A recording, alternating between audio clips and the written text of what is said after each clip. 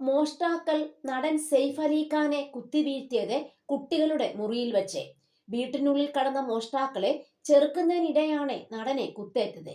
ഇന്ന് പുലർച്ചെയാണ് സെയ്ഫ് അലി ഖാൻ കുത്തേറ്റ് ആശുപത്രിയിൽ ചികിത്സ തേടിയത്. ആക്രമിക്കപ്പെട്ട സമയം വീട്ടിൽ ഭാര്യ കരീന കപൂർ ഖാനും മക്കളായ തൈമൂറും ജയും ഉണ്ടായിരുന്നു. പുലർച്ചെ വീട്ടിനുള്ളിൽ അസ്വാഭാവികമായ ശബ്ദങ്ങൾ കേട്ട് കുട്ടികളെ നോക്കുന്ന ആയയാണ് ആദ്യം ഉണർന്നത്.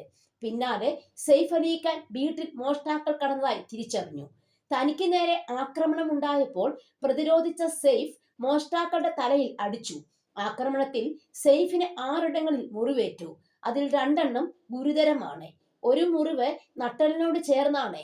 താരത്തെ ശസ്ത്രക്രിയയ്ക്ക് വിധേയനാക്കിയെന്ന് ലീലാവതി ആശുപത്രിയുടെ സിഇഒ നീരജ് ഉത്തമാനി പറഞ്ഞു.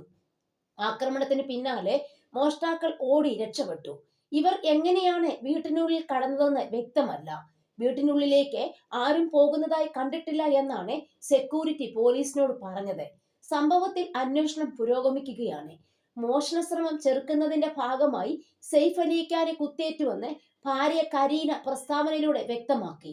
നിലവിൽ അദ്ദേഹം ചികിത്സയിലാണ്. കുടുംബത്തിലെ മറ്റുള്ളവർ സുരക്ഷിതരാണ്. പോലീസ് അന്വേഷണം നടക്കുന്നുണ്ട്. മാധ്യമങ്ങളും ആരാധകരും വിഷയത്തിൽ സംയമനം പാലിക്കണം എന്നും പ്രസ്താവനയിൽ കരീന വ്യക്തമാക്കിയിട്ടുണ്ട്.